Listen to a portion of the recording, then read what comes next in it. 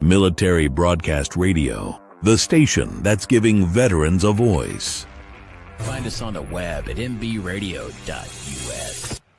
Opinions expressed in this program are those of the speakers and do not necessarily reflect the views or positions of any entities they represent. Find us on the web at mbradio.us. Turnbuckles and Stogies. Yo, what is up? What is up? Yo, happy Sunday. Another Sunday with your favorite hostess with the mostest. Like that, I'm doing a wrestling punch. I looked at him, I said, hey. We are Turnbuckles and Stogies Pod, your hostess with the mostest, the big dog, the vanilla gorilla, and ladies and gentlemen, today, yo, y'all ready for this? Because I don't think they're ready for this, Joe. I don't know. It might not be.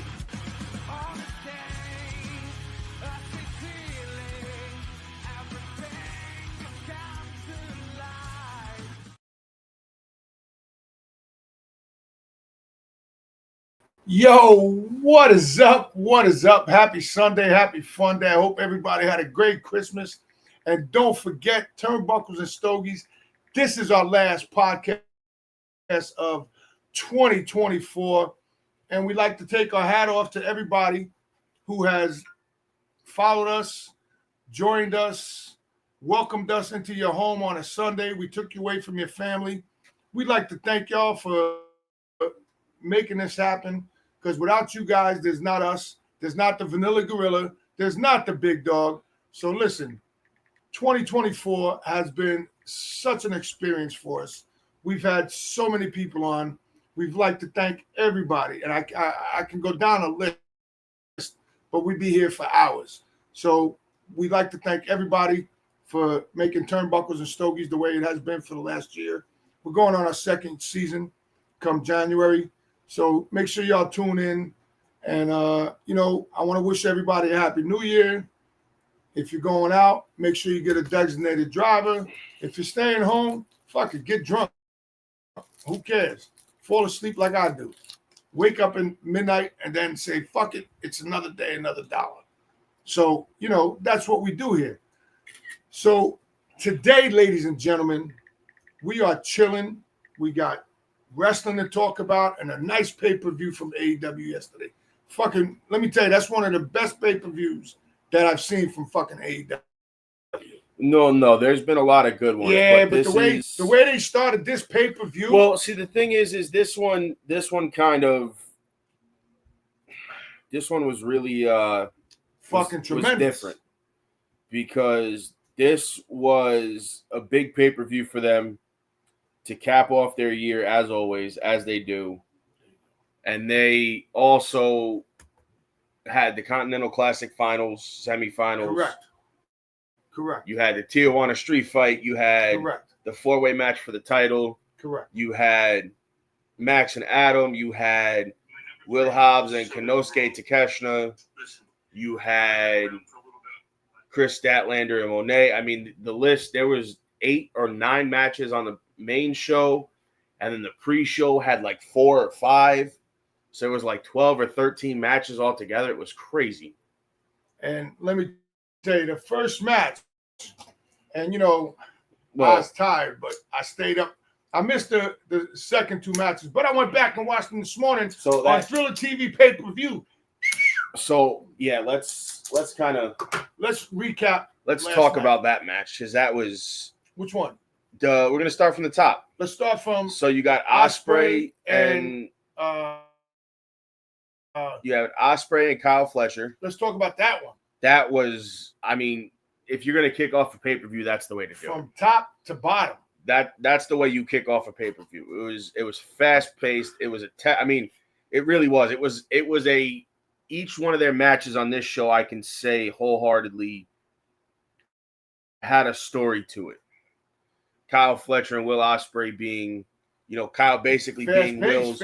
Well, no, Kyle Fletcher being Will's basically young boy kind of in Japan, Will took him under his wing. And for y'all that they formed the United Empire, this, that, finally they broke up. For y'all that don't understand what young boy means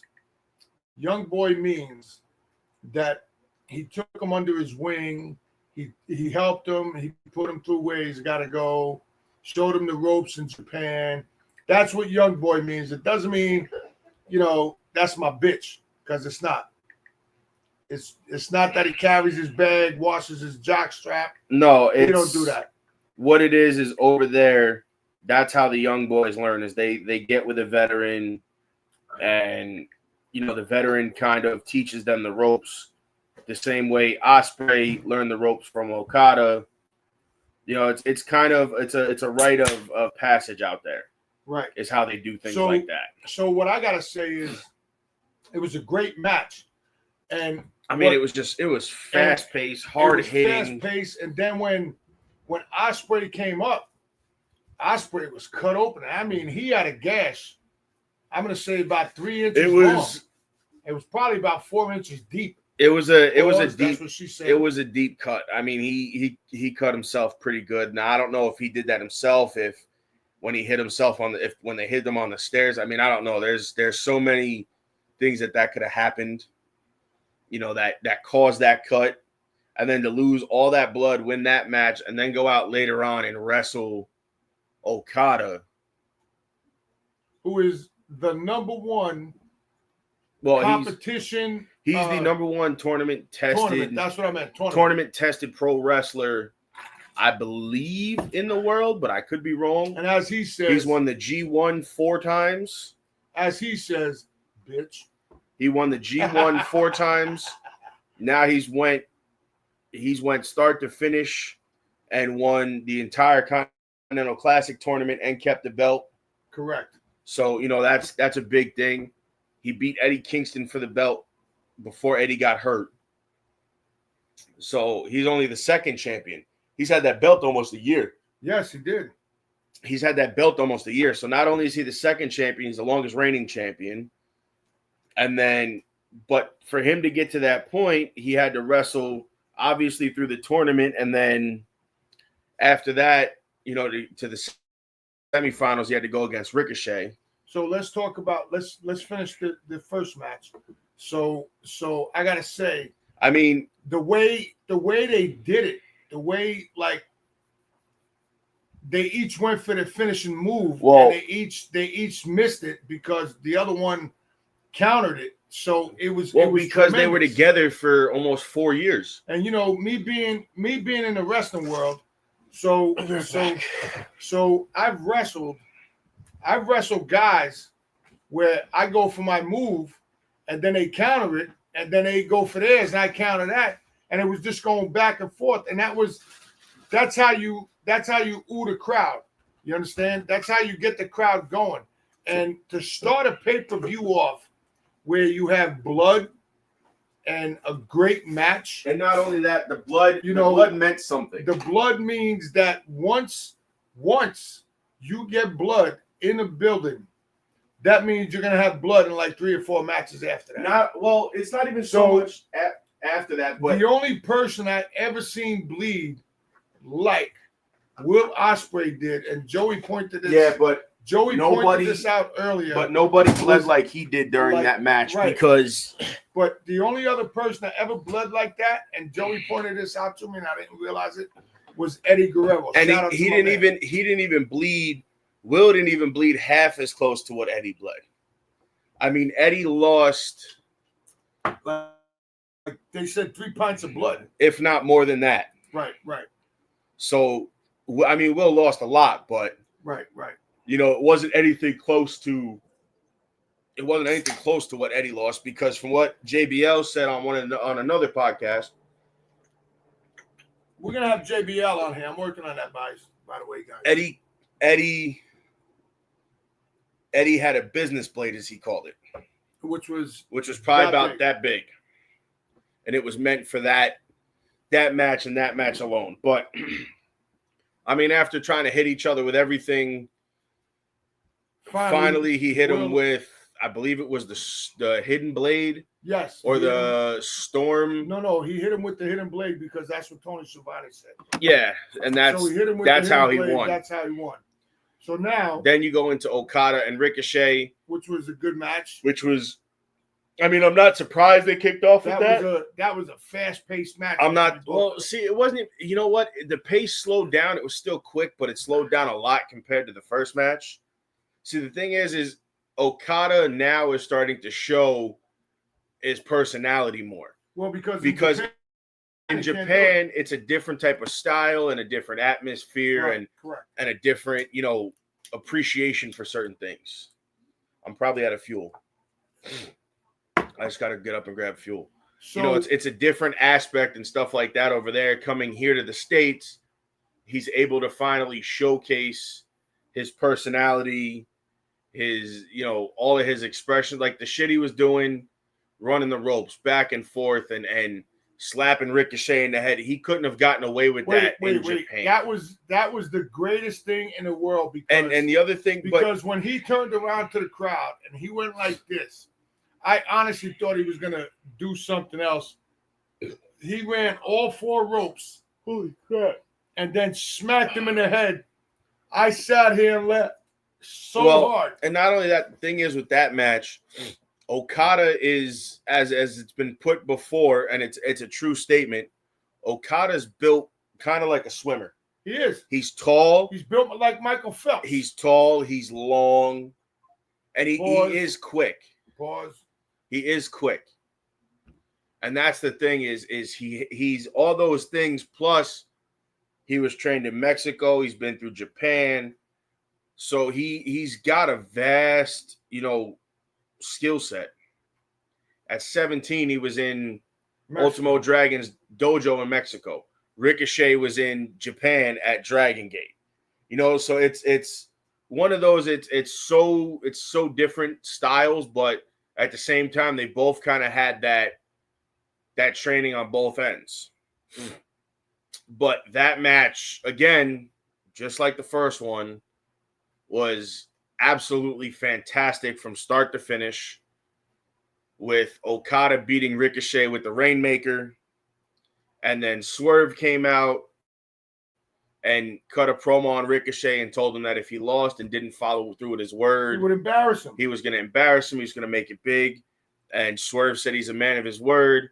So out came Prince Nana with my man Prince Nana from New York City, baby, with a wagon full of toilet paper to hand to the crowd, because in Japan the customary thing is to throw streamers. So Swerve has now made it to where they throw toilet paper at him. And then once Swerve threw the toilet paper, and he said, "Have a good New Year, Trevor." And he called him by his real name, which we all know. Obviously, that was a worked promo for the most part, because all those guys are friends. It could be a work. I don't know how good Trevor and no, they're good friends. Ricochet and him are really good friends. But they wrestled all over the indies. They wrestled through Lucha Underground. They've wrestled all over.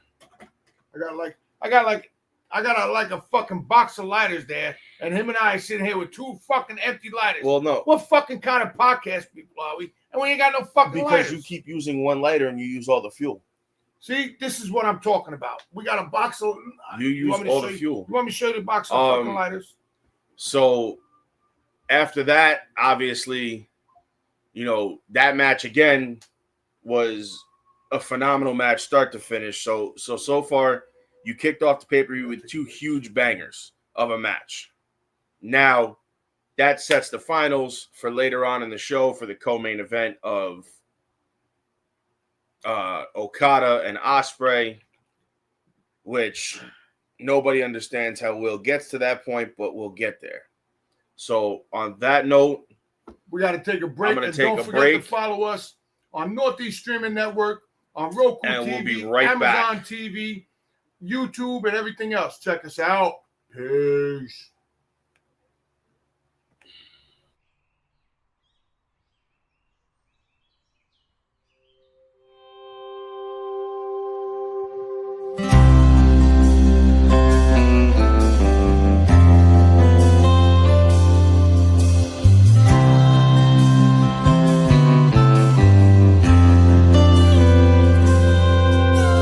Man, I thought we were through with this. Then I watched the evening news. There were folks that still wouldn't stand for the old red, white, and blue.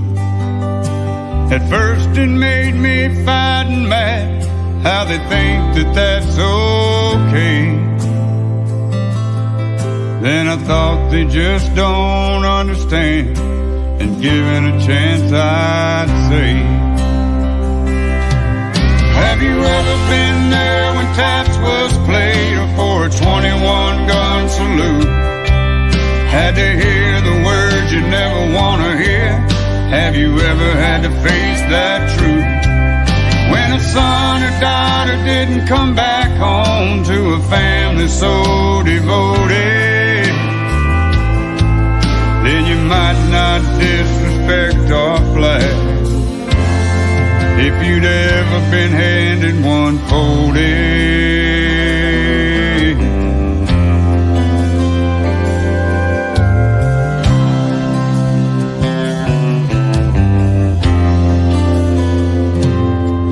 Have you seen a heartbroken mother or a father fall to his knees? Been there when a family got the news that your freedom wasn't free? Have you seen a flag draped coffin? If you did, how did it make you feel to know a soldier died to give you the right to stand or kneel? Most of us are immigrants, proud to call America home. And I'll stand for the red, white, and blue, even if I gotta stand alone. 'Cause I've been there when taps was played for a 21-gun salute. I had to hear the words I didn't want to hear. Yeah, I had to face that truth. When a son and daughter didn't come back home to a family so devoted, you never disrespect our flag. If you'd ever been handed one folded, you never disrespect our flag. If you'd ever been handed one folded.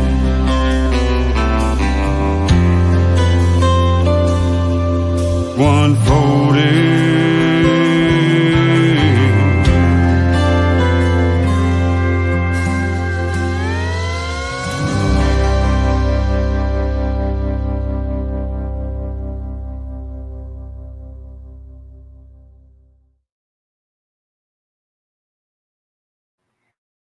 Yo, what is up? What is up, yo? Happy Sunday, happy fun day, motherfuckers. We back with Turnbuckles and Stogies Pod. The book, Big Dog, the Vanilla Gorilla. Yo, this is our last podcast for 2024. Thank everybody for joining us. Well, we won't see them after this week. We won't see them until the 12th. We'll see them. Oh, there you go on the 12th. What happened to the 7th? What are you talking about? Well, my birthday's the 31st. Mm-hmm. Then you have 1, 2, 3, 4, 5. Then you have the 5th. The 6th. The 5th is Sunday. We're not here. We're off.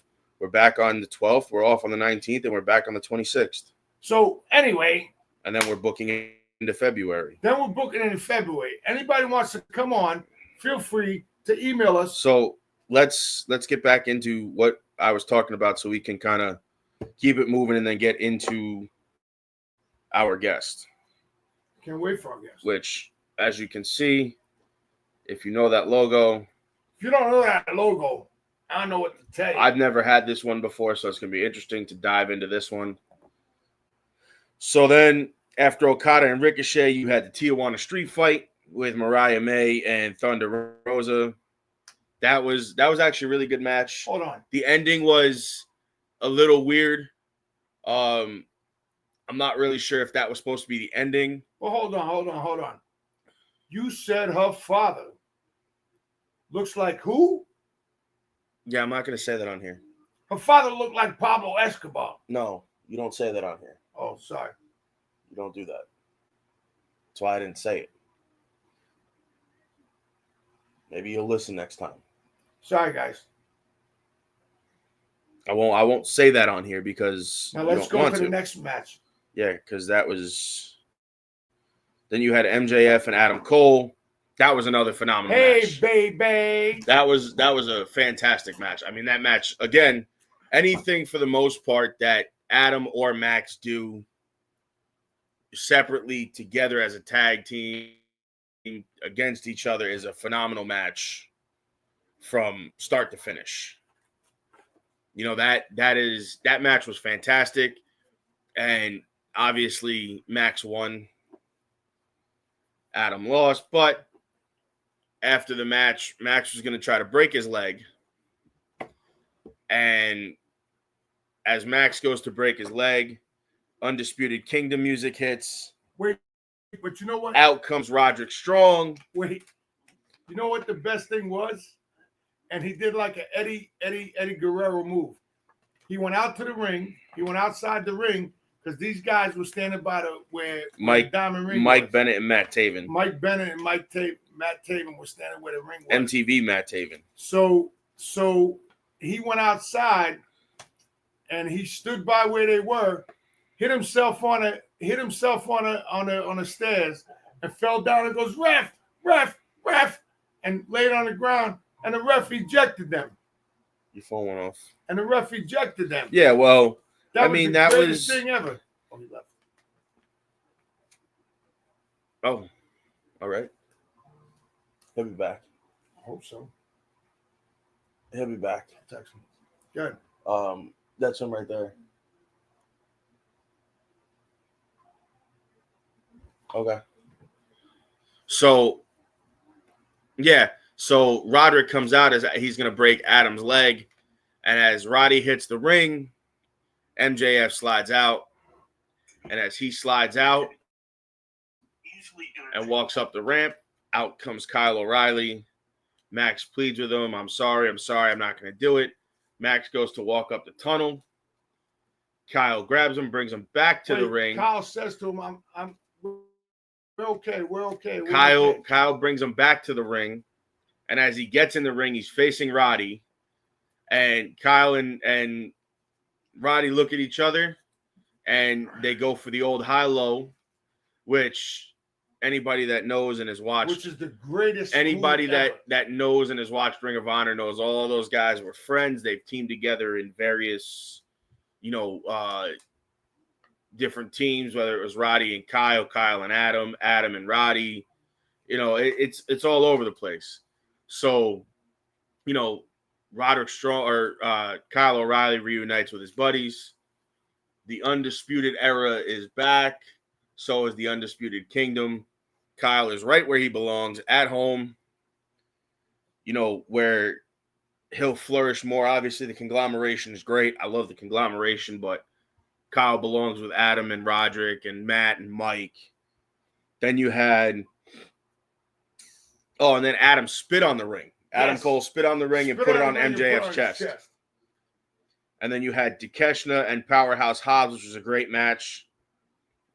Obviously, Takeshita won because Hobbs' knee got hurt. He took his brace off. That's how he lost.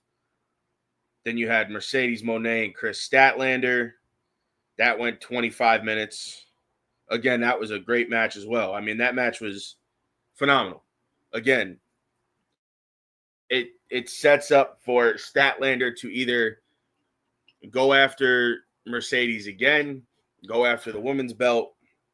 They got to give it to her because no, I think Mercedes. I think she's gonna go after Mercedes one more time. She's gonna win the inaugural international, or she's gonna win the international championship women's tournament or something like that. Remember, Mercedes is going to that, and then Mercedes has to go to Japan and defend her belt for that thing that's going on. What are you talking about? With Kenny, where Kenny's going. They're all going there. Yeah, that's all. But everybody's going there. Right, but that's what I'm saying. They're all going there. And then you have, and then she'll probably win that international women's tournament, and probably win that. If there's a belt with that, they'll give that to Stat, and then she'll go from there back to Mercedes again, and then they'll go for it's going to be an ongoing thing. And then after that, you had the finals of the Continental Classic, which was Okada and Ospreay. Again, that was a phenomenal match. Absolutely fantastic. From start to finish, that match was great. Ospreay had to, wake himself up a few times because he was losing so much blood. He was lighting. But him and Okada, again, put on another 5-star match. Obviously it may not be rated 5 stars because it's not in the Tokyo Dome, but, we'll leave that for somebody else. So they go after it. I mean, they hit every big shot in the book Will hit him with and still couldn't put him away.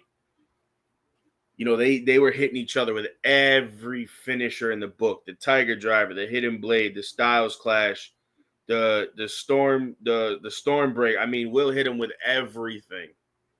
Everything. Yes. And Okada winds up putting him away, I think, with the Rainmaker. He put him away. Yes, he put him away with the Rainmaker.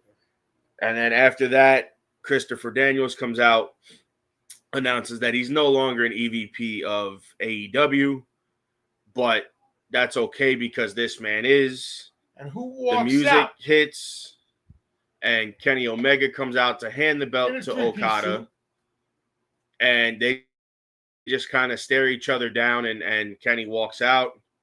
So I'm assuming coming soon is going to be Kenny and Okada, which, if you guys know anything of Japan and them, yes, they've wrestled each other countless times for the title.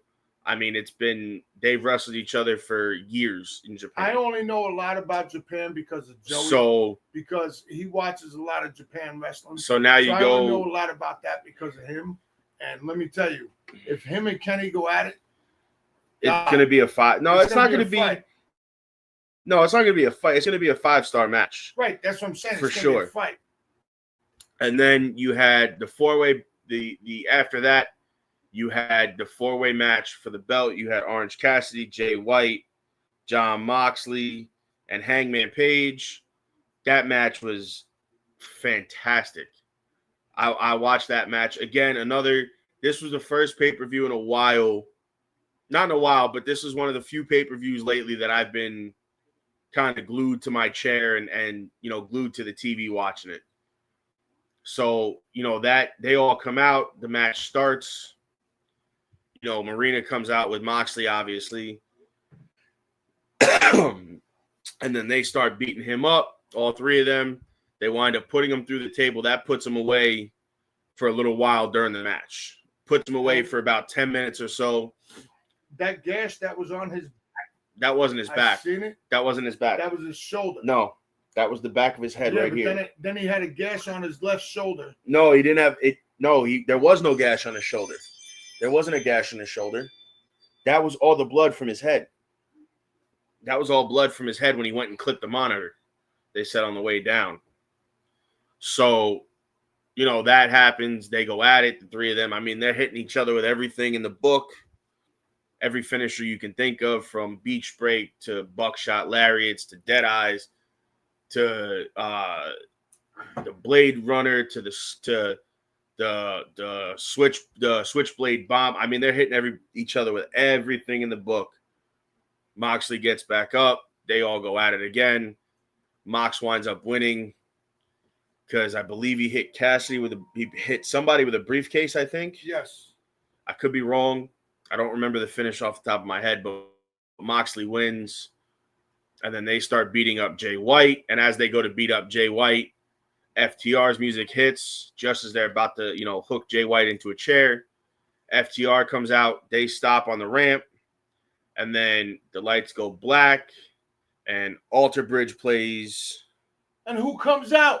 And then if you know who that is by that music, obviously, Adam Copeland comes back. Him and FTR hit the ring. And actually, FTR hits the ring. He just kind of stands there and stares Moxley down. They clear the house. They get in. They hit the Shatter Machine on Yuta. Yuta rolls out. Adam takes his jacket off. Mox goes to stand up. And as he stands up, he gets speared him. He rolls out of the ring. Adam cuts a promo. And Christian and Hook are up in the stands watching. He cuts a promo. basically telling him that him and FTR, rated FTR, are coming for everything. FTR. So on that note, guys, we got to take a commercial break, and we'll be right back.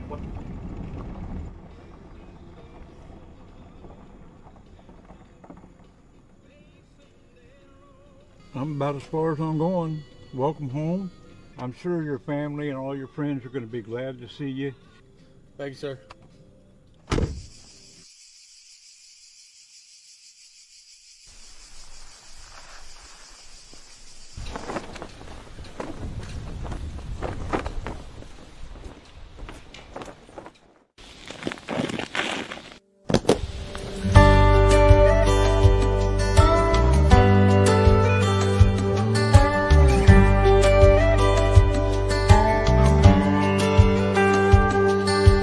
Walking these old dirt road side streets, looking at the sights and reminiscing, wondering what's changed since I've been gone. I'm coming home.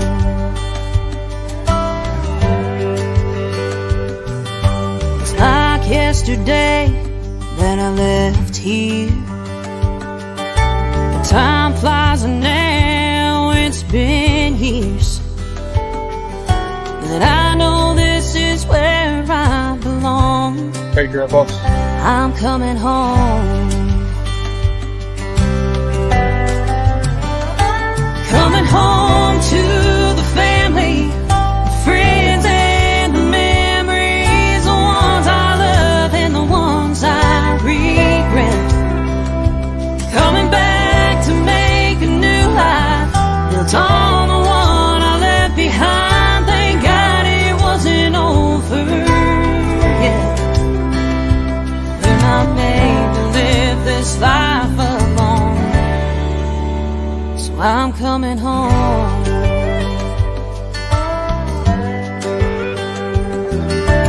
Fear almost stopped me from returning. Thought others won't forgive the bridges burning, but I'm planning to rebuild what is gone now that I'm home.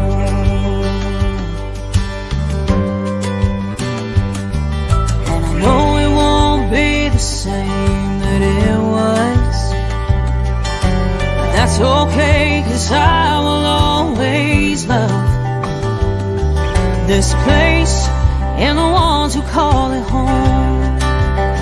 Yeah, that's my home. Coming home to the family, friends and the memories, the ones I love and the ones I regret. Coming back to make a new life, built on the one I left behind.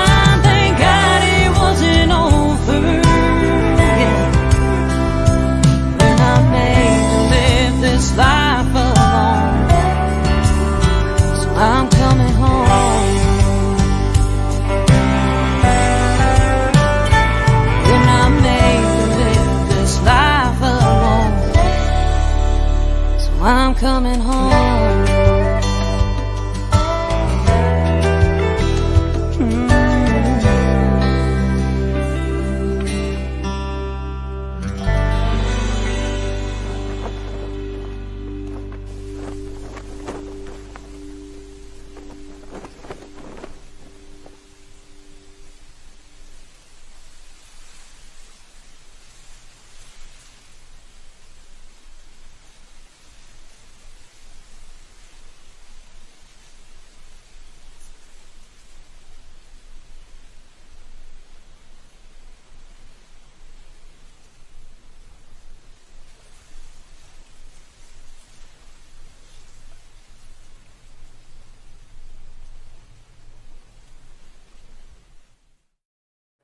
Yo, what is up? What is up? Yo, this is Turnbuckles. You don't even have to. Don't yell. They can hear you. Sunday fun day. Yo, we are chilling. Y'all found out everything about the pay-per-view from AEW. Give me 1 second. I'm just fixing. You can talk. Give me 2 seconds. Guys, we're going to be bringing on a guest. And I don't know if y'all know.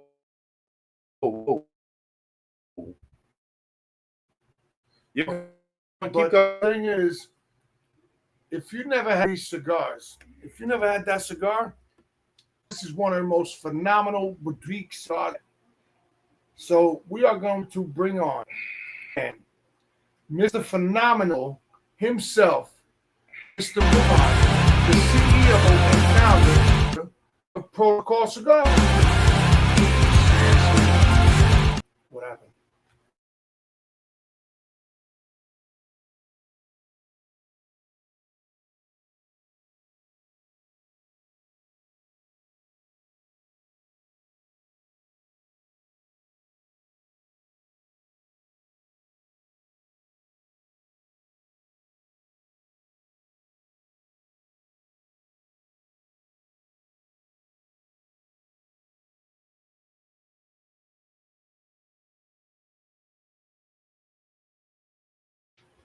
Are you fucking kidding me?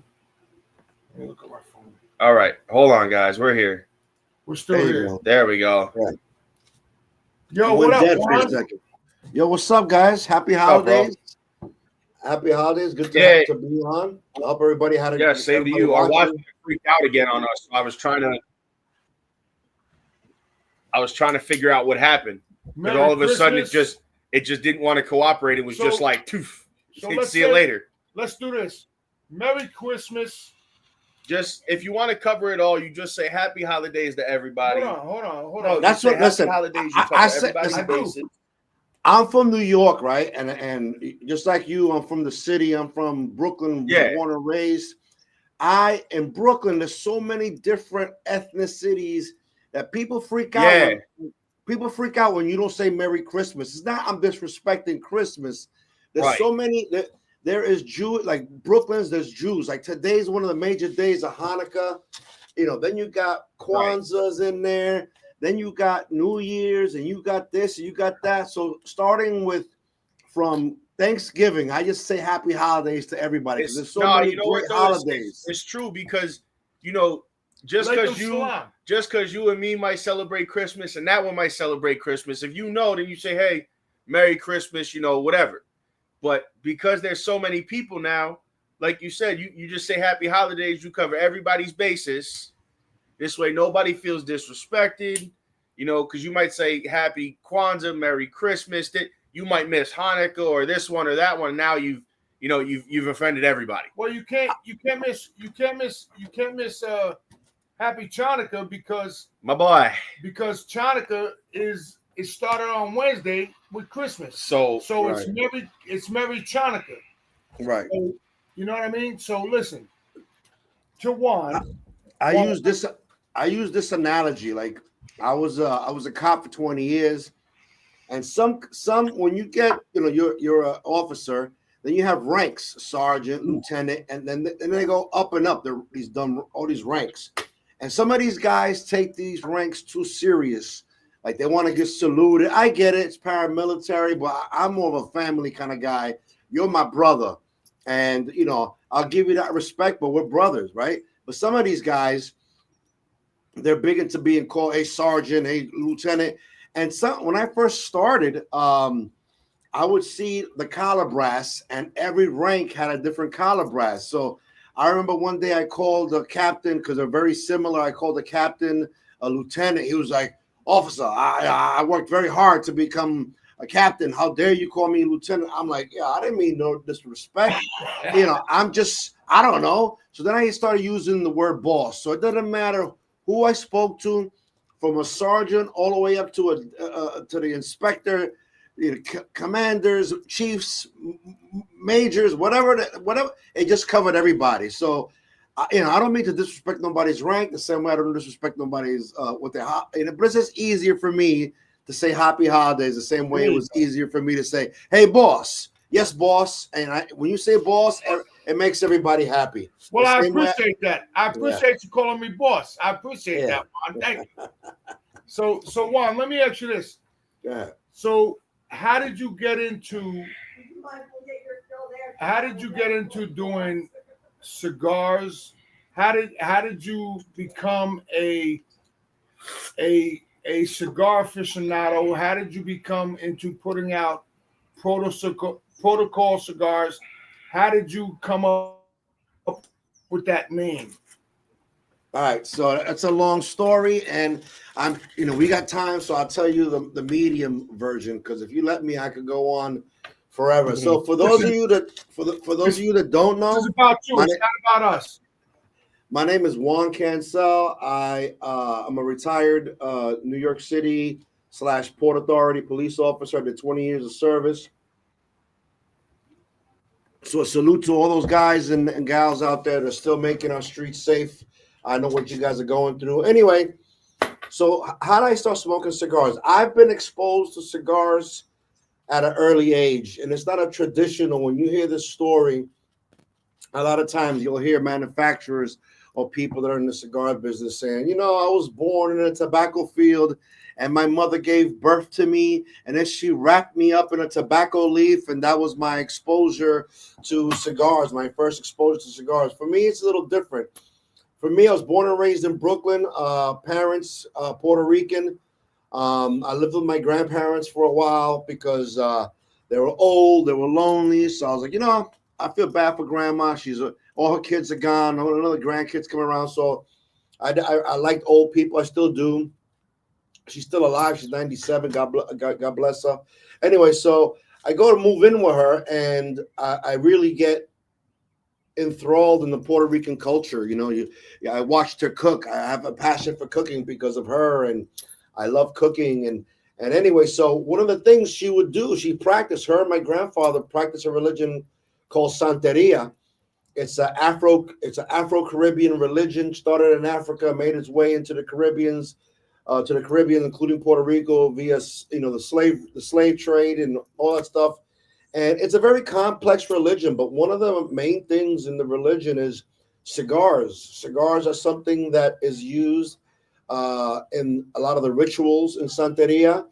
So my grandfather would smoke cigars. He'd do cleansings with tobacco and cigars, and I would stay there and I would smell it, and I love the smell. I just thought it was a beautiful smell.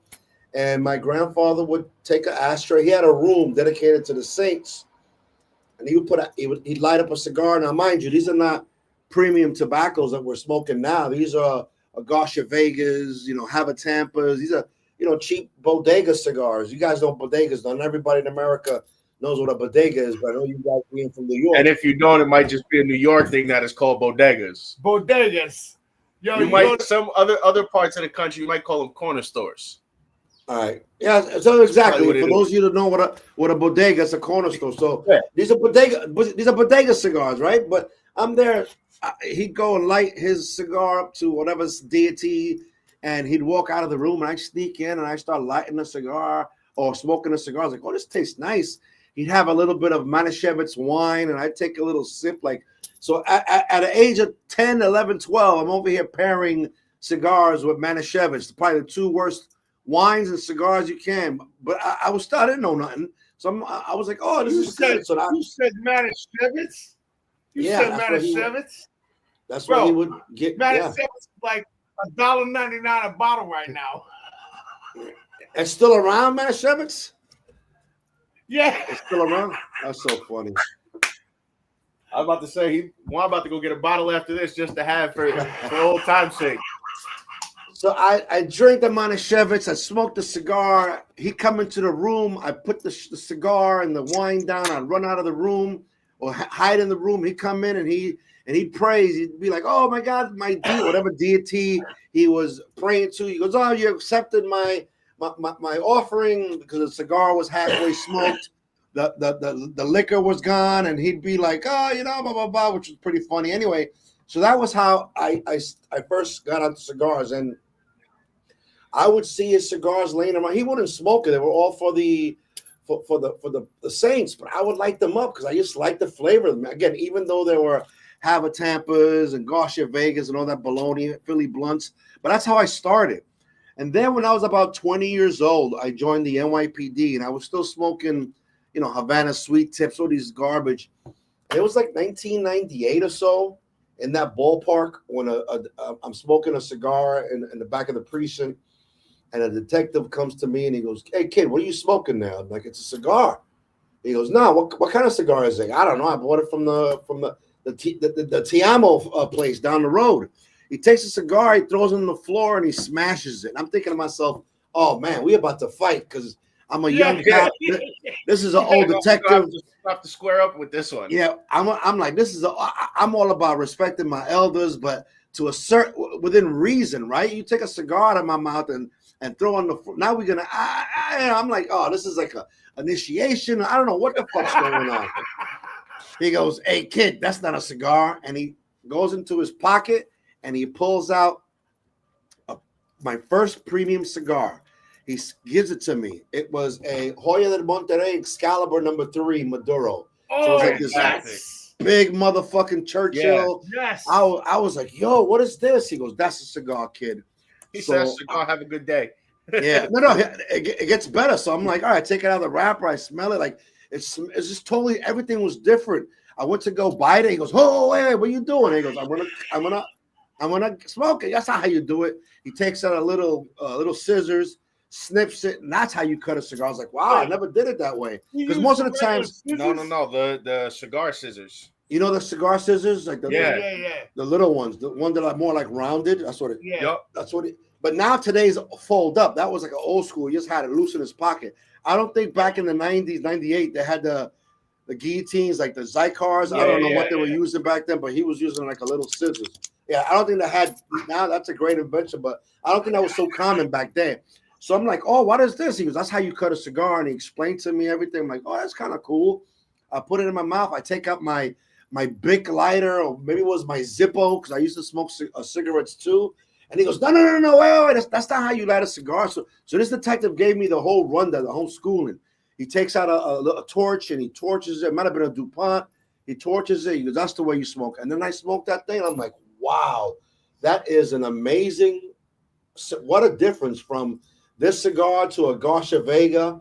And I was like, "Bro, where did you get this?" He tells me, "All right, there's in the same place you got it, in Tiamo. You guys are from New York. You might have seen Tiamos back in the day." Yeah. Bro, they still make them, which is crazy. Hold on, Juan. So I'm from Yonkers. So there's a place on Soul Mill River Road called Tiamos.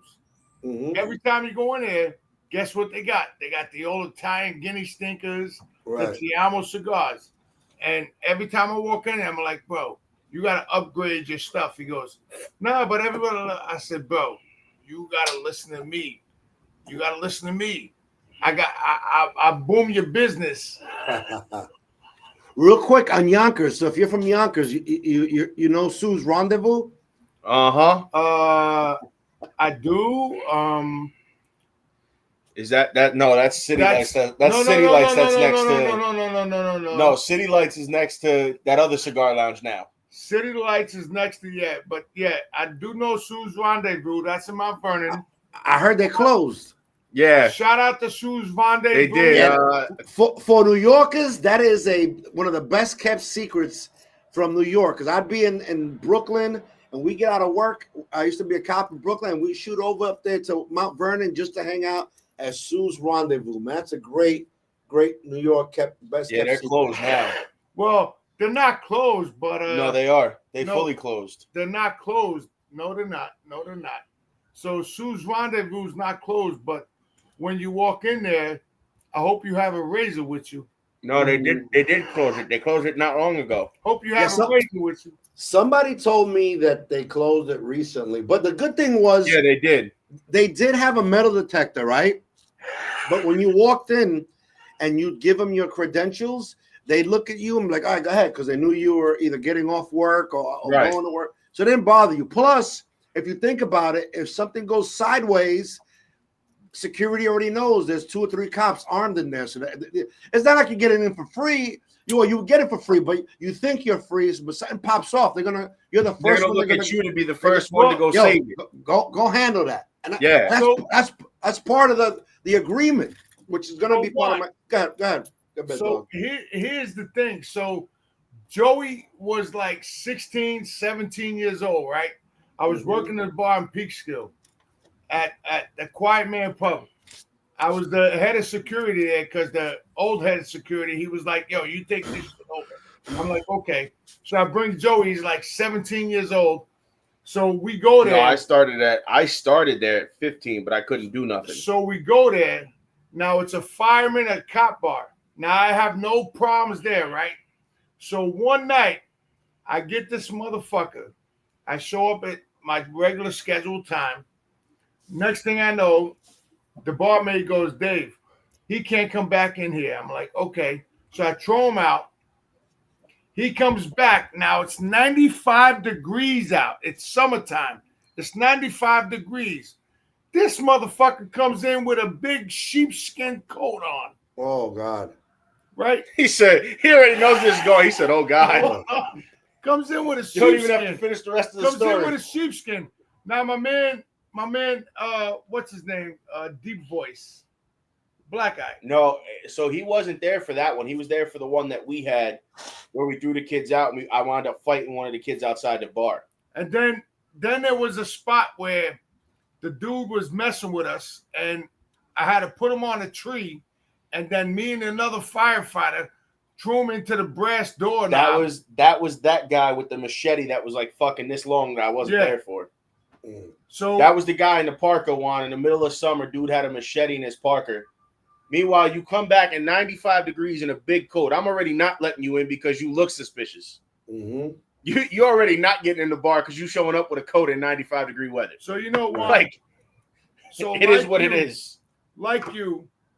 So this is the fun that my man Juan has done, and I commend him. I take my hat off to him. So and you know, so Juan, let's talk about. Let's get back into kind of protocol. Yeah. So how you came up with the names of the lines and you know stuff like that, because I know you have quite a few. You have the red, the gold, the blue, the silver, and then you have the one that we're smoking now, which is the cyber crimes, which I've never had. Okay, so back to 1998, I get my first cigar, and my first premium cigar, I should say. I was exposed for a long time prior, like I told you guys the story, but I went down a rabbit hole, bro. It looks, as time went on, the more time went on, the more I got into premium cigars. I became just always going to cigar shops, doing this, hanging out at cigar lounges. I became really enthralled and really deeply into the cigar culture and the whole New York, New Jersey, Pennsylvania area.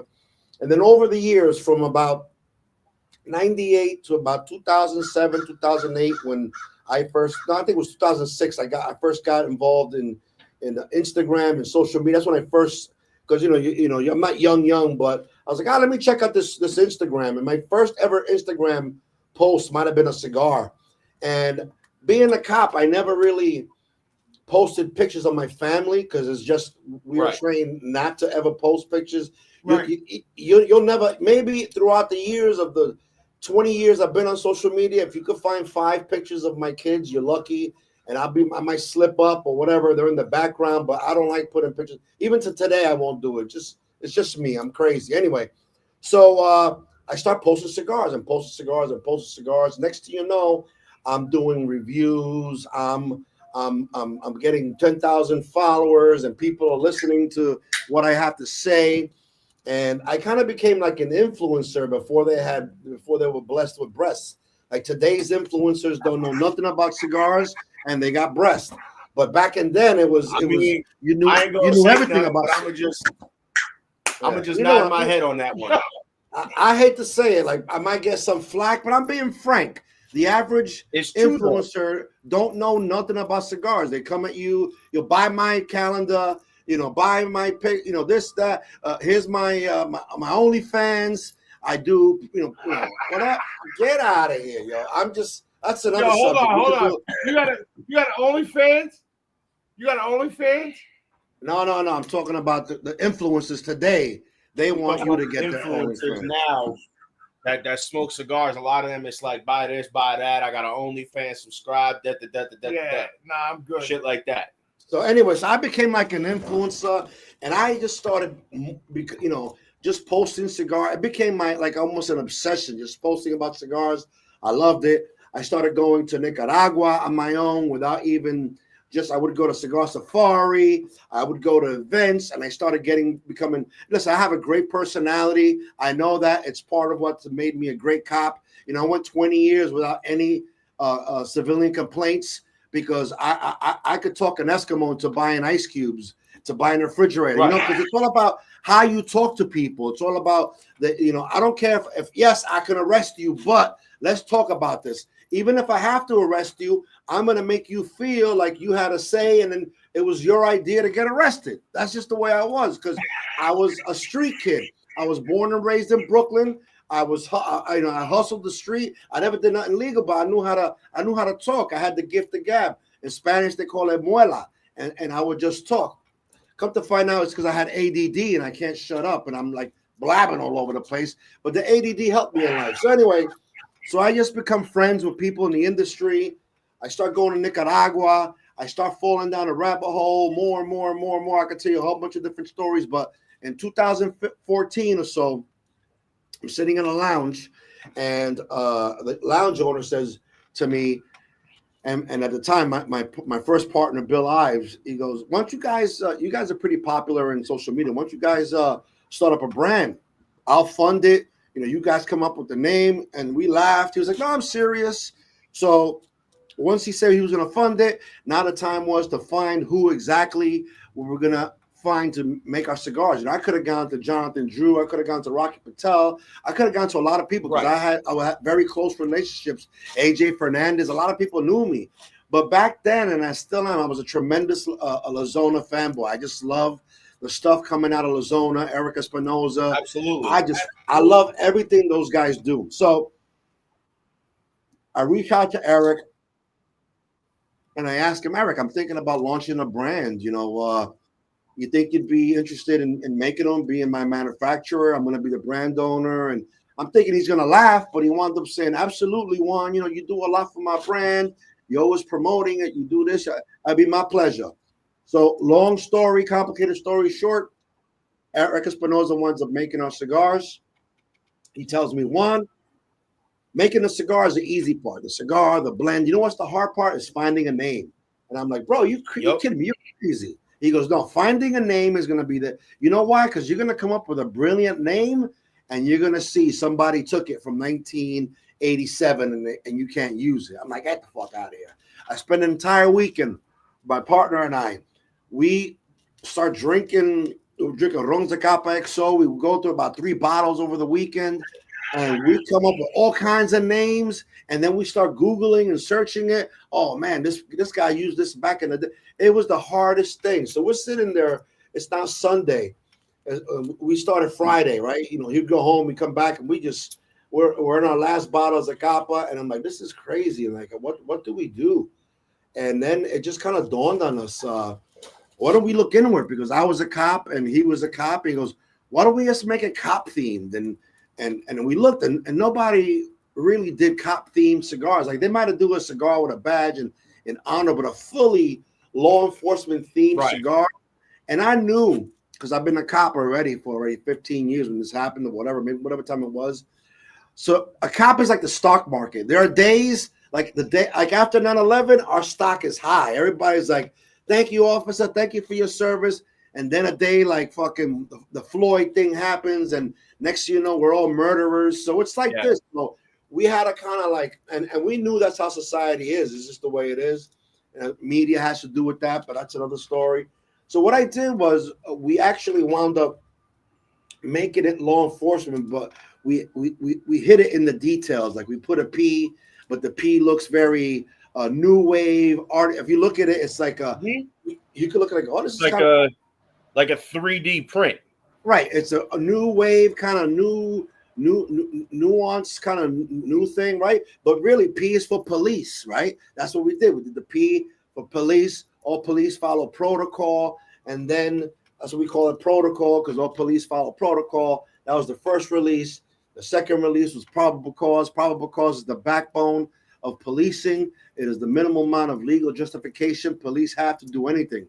It is what gives cops the right to do whatever they're going to do. As long as they have probable cause to believe whatever, then they can investigate it. Once you have probable cause. The next one was Themis. Themis is the Greek goddess of justice, And that's the Connecticut one, right? The gold. That's the Connecticut, right? She's that was, Zeus's. by the way, I smoked that phenomenal cigar for Connecticut. So absolutely phenomenal. I enjoyed it. I picked it up a few years ago at CI on just kind of like a whim, because I hadn't had your brand at that point in time, and it was absolutely fantastic. So I'll tell you about. Go ahead. Go ahead. Finish with All right, so I'm gonna tell you a little bit quick about the Themis. So I am a Maduro smoker. I like Maduro. Yes. That's all I smoke is Maduros. So if it was up to me, I'd only release Maduros. But you have to have a diverse portfolio. So as we started traveling, people would say, "Do you guys have a lighter body cigar?"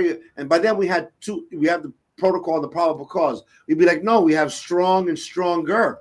Do you have a natural cigar? No, we got dark and darker. So to kind of feed that demand, we came up with the Themis. And then we said, if we're going to do an Ecuadorian Connecticut shade wrapper, we're not going to do your grandfather's Connecticut. To me, Connecticut tastes like cardboard. Like, take a piece of cardboard from the garbage and light it, and that's what a Connecticut to me tastes like, because it doesn't have. There's no depth. There's no volume. There's no bite. You know what? There's no bite. There's no soul to that thing, right? Right. So we said, listen, if we're gonna come out with a Connecticut, I want to put some Ligero in there. Ligero is the part of the leaf that gives the cigar its strength, its nicotine. You got to put this with some kick. So when we smoked it, I'm like, this is still light, but I think it's better than the average Connecticut. But when we started putting it out there, it's actually our number one seller. But people that are all day long Connecticut smokers say it's actually a medium body, but I picture it as a light body cigar, right? Because it's got some kick, but it's been a really good thing for us. You know, go ahead, big dog. I've tried a lot of your cigars, but I'm a Maduro smoker, and this one right here that we're smoking now. Now this is this the newest release? Is the Cyber Crimes that actually came out? Oh man. That's probably like 4 or 5 years old, but it's the latest release in the. So what wound up happening? So we wound up. If you look at our boxes, all the P stuff, it's all uniform. It all looks the same, but different colors. So there's a. No. I'm just folding it up. There's a uniformity to everything, but everything looks different, but the same, because all the boxes kind of look the same. And the colors are different, and sometimes we change the Vista, which is the back of the box. But otherwise, you could hold up. You could take any protocol cigar and the core line, and you're gonna see there is the same P or 2 bands with the ribbon. So there's a uniformity. So you know what company they're coming from. So we did that on purpose, right? So then that's called the core line. Anything with a P is a core line. And then 5 years into the business, we wanted to do. For our 5th offering, we wanted to do something special. So we did a more higher end line. We wound up, that became what's known as the Lawman series, where we use higher priming of tobacco, more expensive packaging. Everything looks better. It looks like an old school. That's the one with the faces on it. Yes. Anything with a face is called the Lawman series. And the Lawman series consists of Sir Robert Peel. He's the father of modern day policing. He was a British prime minister, and he created Peel's principles. If anybody that's taking criminal justice today, Police Science 101, you're going to learn about Sir Robert Peel and his principles 200 years later after this guy's dead, because that's how important. He is considered the father of modern day policing.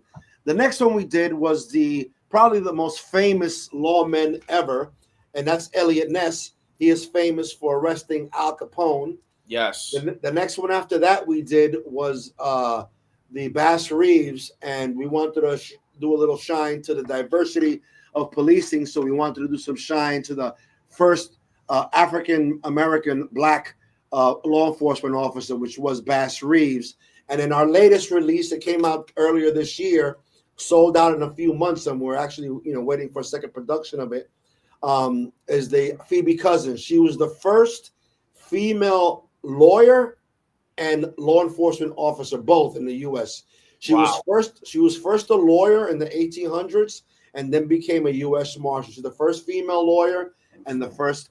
So this is, and you can look. You see a box of, and it's mahogany looking. It looks like something that should cost $200 or $300. We created it to look like that because I always said you need to have, if you want to have a diverse portfolio besides flavors, you're going to have your high-end cigars that people have when they get promoted, birthdays. You're going to have your everyday cigars, like, you smoke every day. And then you have your low-budget cigars. They're going to be your lawnmower cigars.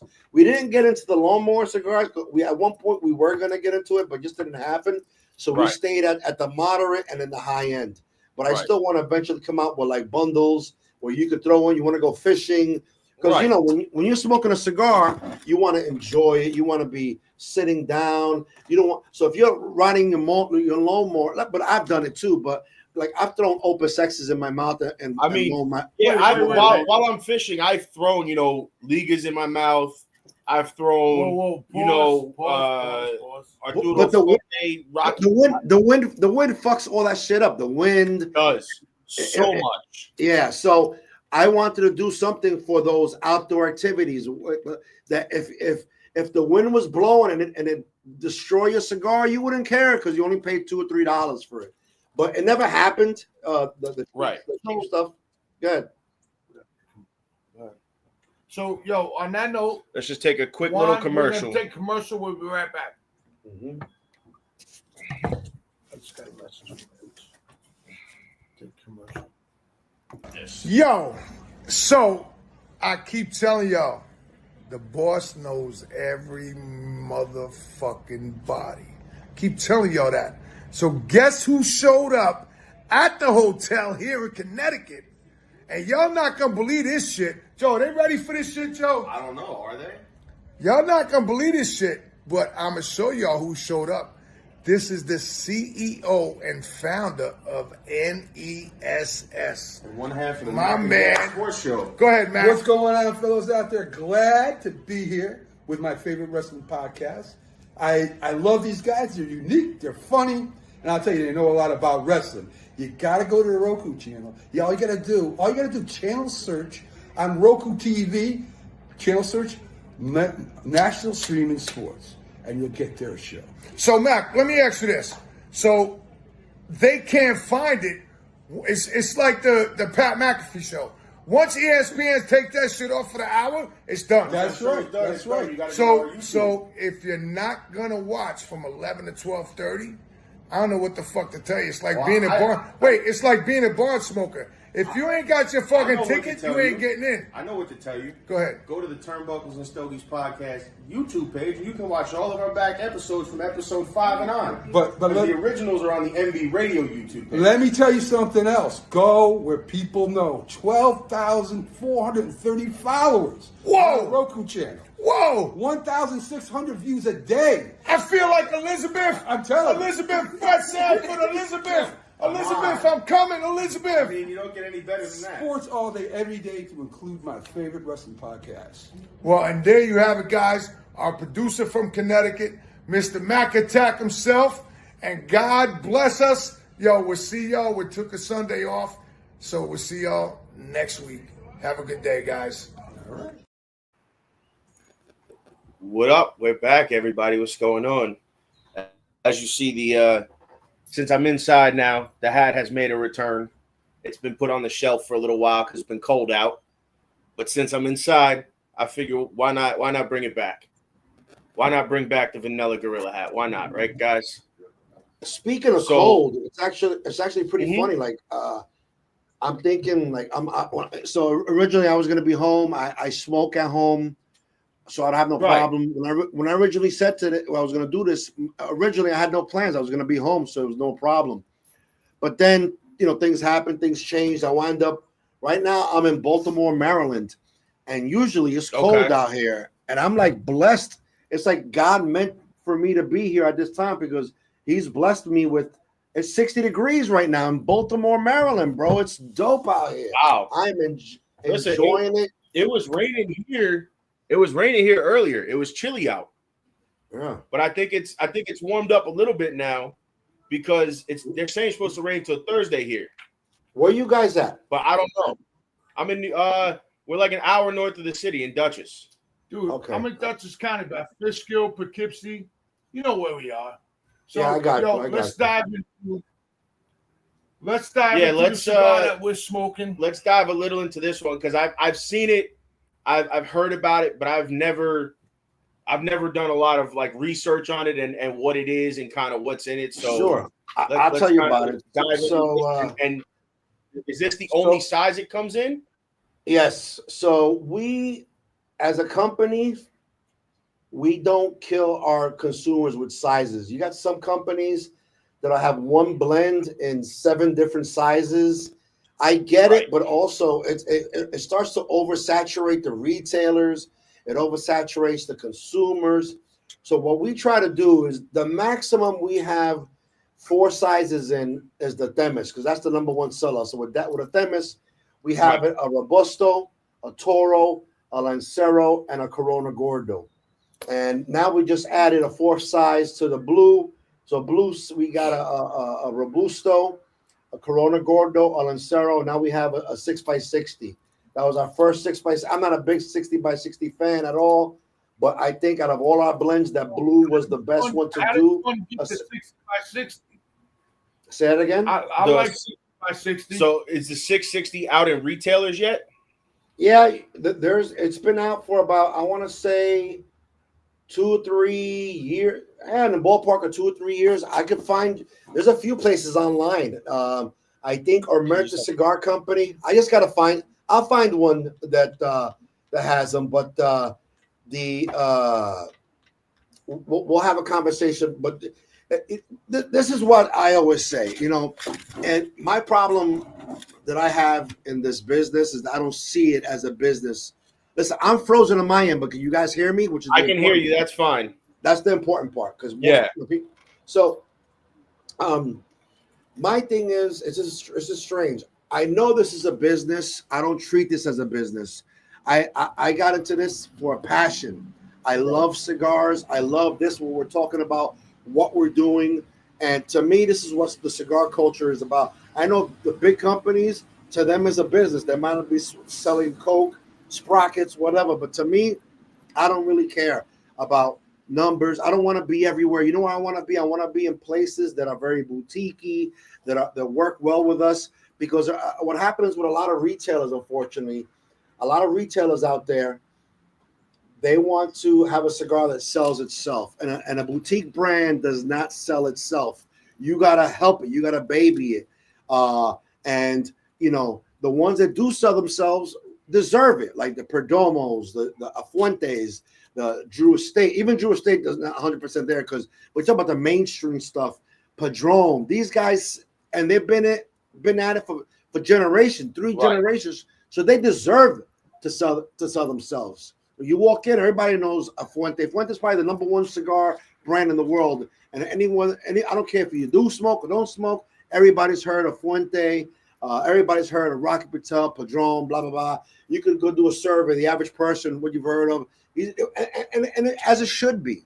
But with a lot of these boutique brands, like I'm a boutique brand, it's work, because now you gotta sell the story. And for me to be out there, in the beginning, I was out there, it was crazy. I'm not doing that no more. So I want a place that's I'd rather be in 5 good shops in a state than in 500 shit. So are you talking about John Reamer's shop? Who? John Reamer? John Reamer, he doesn't have a shop. Reamer worked once upon a time for Cigar International as a cashier. Then he left there because he was doing that for the side. Now he worked a little bit in Caravan, but he doesn't own a shop. What he owns is a Facebook group called Johnny Smokes Uncut. So he's also married to Miss Lena. Yes, she owns a shop. Now she owns a shop. Yes, she owns New Tobacco Village in Allentown, Pennsylvania. So I guess you're right. I messed up. You're right. He's now her husband. So technically, John, I By guess proxy. By by proxy. proxy, yes. Can we curse here or not? Absolutely. We can curse whatever you want, motherfucker. All right, so we can also argue that he's a cocksucker by proxy, but we're not gonna go there, right? Whoa. No, listen, it's a joke. Wait, Proxy is hold such on. a proxy's a funny thing. Yeah. It is. It is a funny thing. So Juan, so I said to John, when the fuck are you coming on the podcast? He goes, He give us a should. date. We gave him like 5 fucking dates. Remember though, Lena's daughter, somebody was having a baby. Yeah. So it kind of got put on hold for now, but we're hoping this year to set a date up with him and Lena to go down and have them both on. And hopefully your black ass can come down. Hey. I'm black. It's all right. So let's go more into this, the cyber crimes unit. All right, now we're gonna go to cybercrime. That's what you guys smoking. So the cybercrime unit, through the natural progression of the company, my original 2 partners left. Bill wanted to follow his law enforcement career more because this was taken away. I was on my way out of my law enforcement career, so I didn't really care. And kudos to Bill. When he was with Protocol, he was a sergeant in his department. He is now the chief, the number 1 cop on his job. So he got his wish and he got what he wanted. Another guy came on. Name is Kevin. He's into cybersecurity, cyber crimes. So when he got on, we decided. I decided I was like, let's make a cigar to honor him because this is a cop, law enforcement, Leo, themed brand.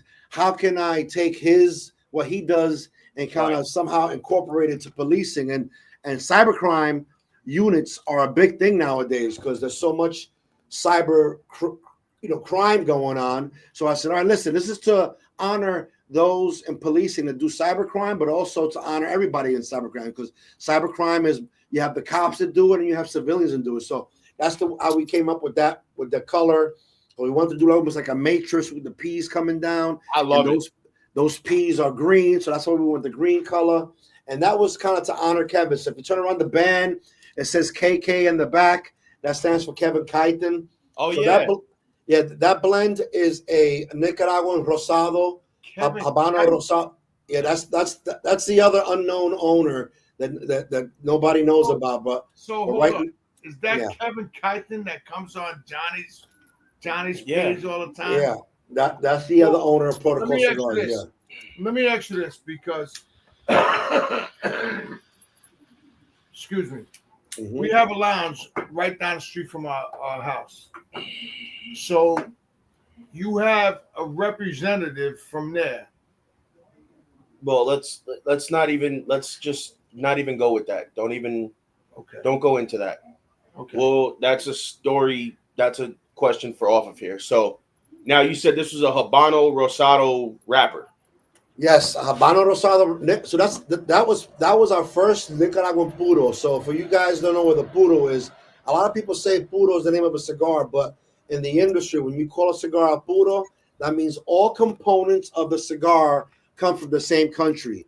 So it's wrapper, binder, and filler. All of them come from the same country. So on that cigar, it is a Nicaraguan Rosado, Habano Rosado, Nicaragua binders and fillers. So it's a Nicaraguan puro. It's about a medium plus. It's got great flavors. I would say it's probably like our 3rd best seller in the core line. Really, really good cigar. I love the box press short Churchill Vitola. I think I'm not by no means a big ring gauge guy because for me, cigars are all about the ratio. So it's the wrapper to binder filler ratios. When you have these big ring gauges, the bigger you get, the more of the filler you're not tasting because now on a thicker ring gauge, there's more filler ratio to binder and wrapper, and the flavor of your cigar really comes from your wrapper and binder, and the filler is also part of the flavor. But like when you have a thinner ring gauge, let's say a 48 or a 50, you're tasting more of the wrapper. And it's the money shot in this industry. That wrapper, people go and they sort for this wrapper. They sort to make sure it's the most pristine, unblemished thing. So the wrapper tobacco comes at a higher premium, higher cost, because it can't be too veiny, it can't have any water damage. Perfectly good, but it has to be visibly perfect. So it costs more. So when you have a really big ring gauge cigar, you're losing all the flavor that comes from the money shot. So I'm not a big fan of bigger ring gauges, but I do understand that there are people out there that get it. And right now, like a 60 I get, but there's some people out there that smoke a 70 or 80. I think Arganosa makes like a 10 by 100. They also make Silent makes a 90 ring. Yeah, it's at that point, what are you doing? It burns hot. It burns hot. It burns. I don't think it's enjoyable. First of all, it doesn't fit in your mouth. Let's start with that. It doesn't fit in your mouth properly.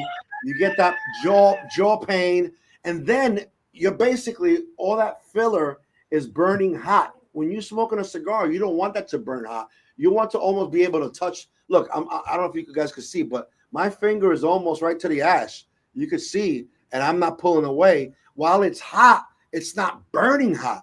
And when you got these big ring gauges, that thing is burning really hot. And I don't know why this is a fad in this industry. I get it, but I don't understand it. And I will never have anything bigger than a 6x60 in my portfolio. So anyway, so back to that.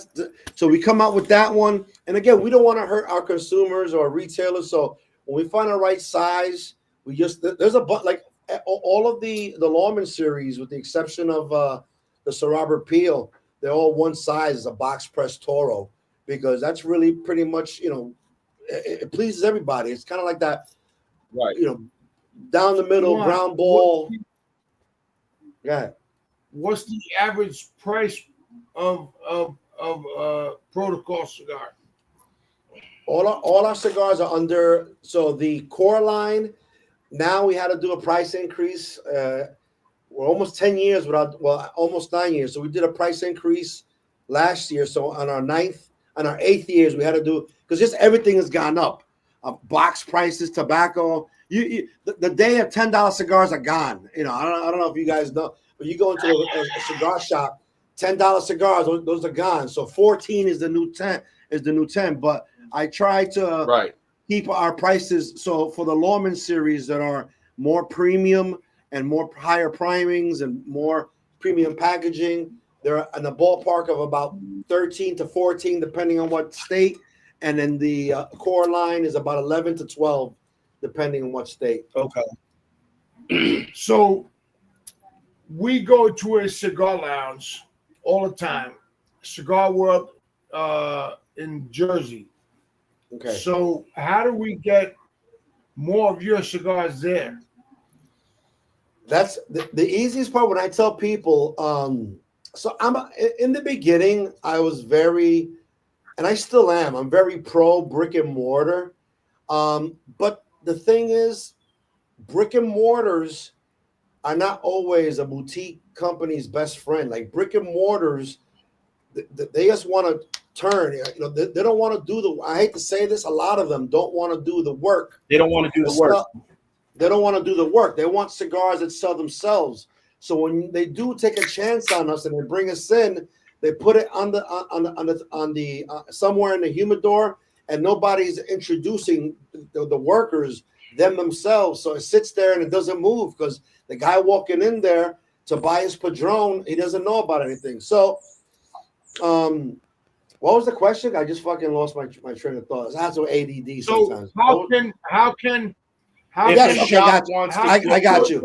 So if anybody out there wants to have their shop get it, try it, go to the shop owners and say, hey, once you guys bring in Protocol cigars, they've been around 10 years. The more people, that's any brand out there, you want to get your shop to get it, the more people in the shop that ask for it, the right people, you ask the store owner when he's there, or the people that work there, the managers, the bartenders, and that'll eventually happen. But and there are a few stores. We're in about 300 stores nationwide, which might sound like a lot, but it's not.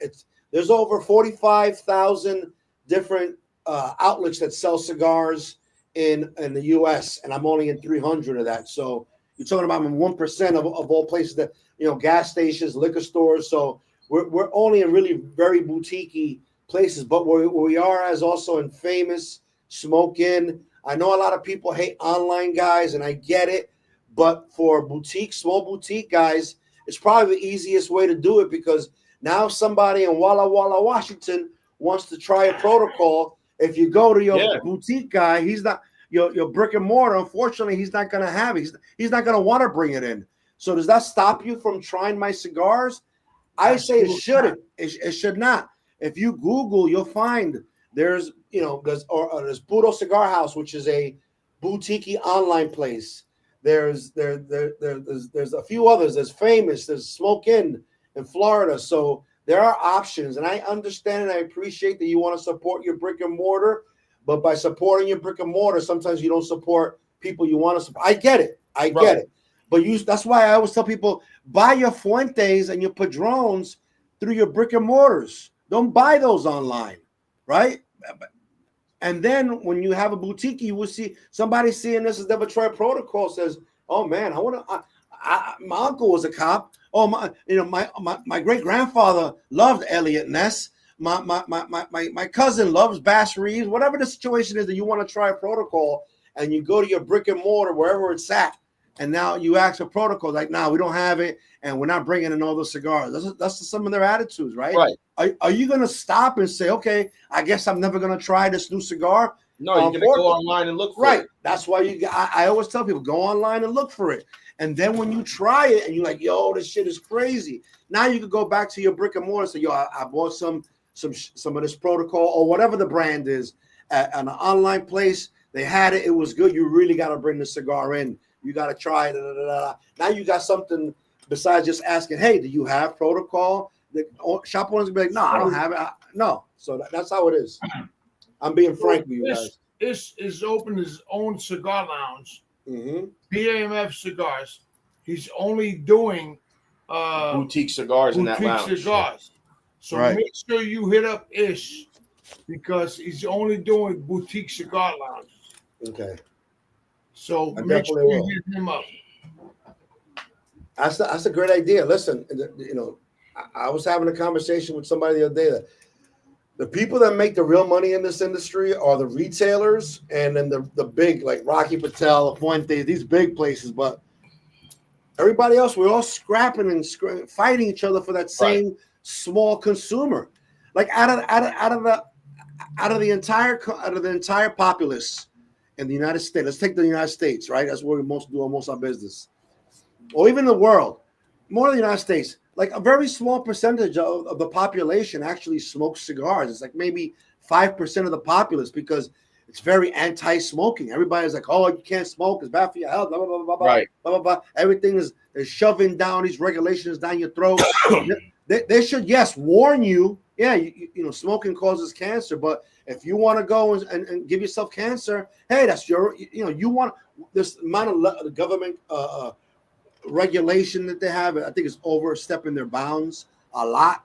And then the thing is, now weed is everywhere. You could smoke weed all you want. But God forbid, I was in New York walking around with a cigar, and they were like, "Oh my God." And, but meanwhile, the guy next to me is walking around with a big blunt and nothing.